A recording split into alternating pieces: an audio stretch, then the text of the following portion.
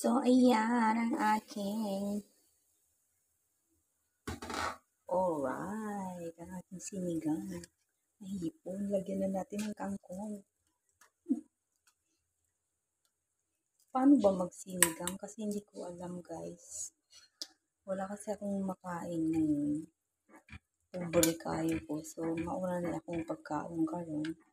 Ako na may isa. Ako man lang mag-isa nito magkain.